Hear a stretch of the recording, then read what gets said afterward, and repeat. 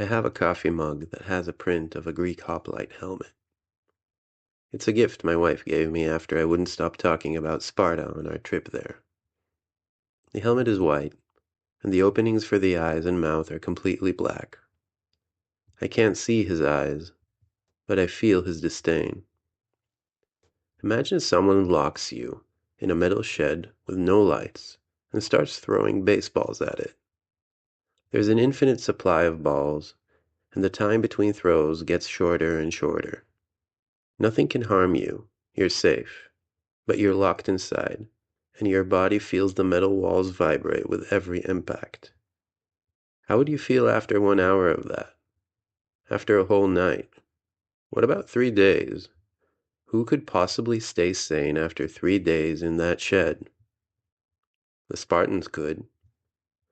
The Spartans could block a small path, stand in front of the largest army any Greek had ever seen, realize this army had enough arrows to block out the sun and respond, "We'll fight in the shade."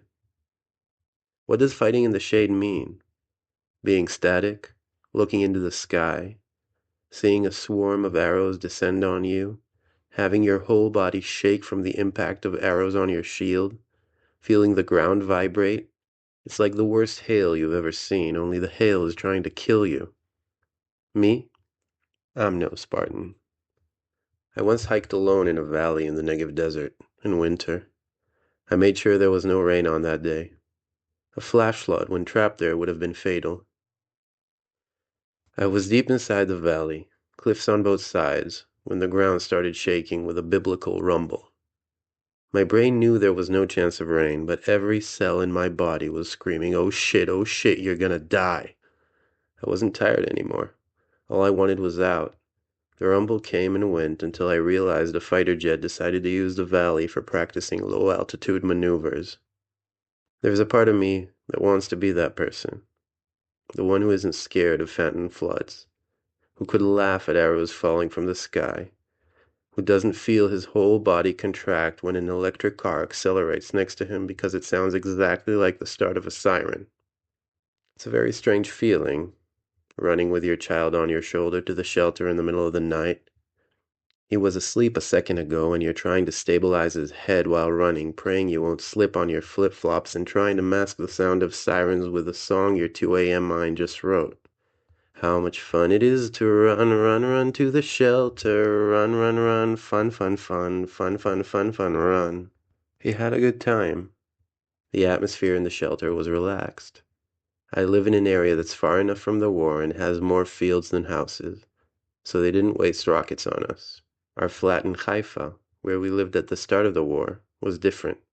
We didn't run because there was no shelter, so we stood in a stairwell.